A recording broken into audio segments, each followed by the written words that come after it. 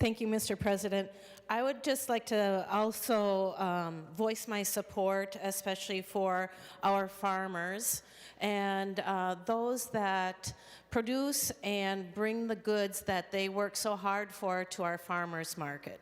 I was very fortunate about 8 years ago to begin a farmers market in my community. And while we might have really large farms, we might have unique farmers, we might have specialty farmers, all of those agricultural specialists have suffered with this drought.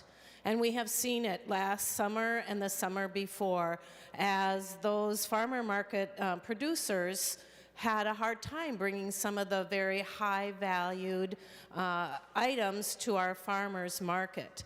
You could tell the angst in their look and their voices when we would ask for some of the specialty items that they weren't able to bring, or the farmer who had the sweetest of the sweet corn and would fill his van, take all his seats and everything out and just fill it with ears of corn, and when he opened the sliding door, that corn would just fall out, tumble onto the ground, and we had a long line of folks that were looking for that particular sweet corn.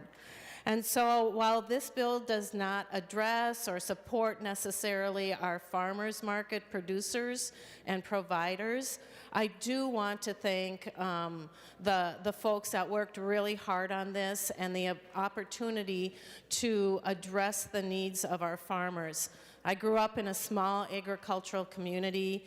My grandparents were immigrant farmers, and I recognize the value of those that produce the food that we eat every day, the economic contribution, and then again, the opportunity for them to bring those products into our communities and create the opportunity for our communities to come together, gather, talk about the food, explore the different products that our kids are excited about.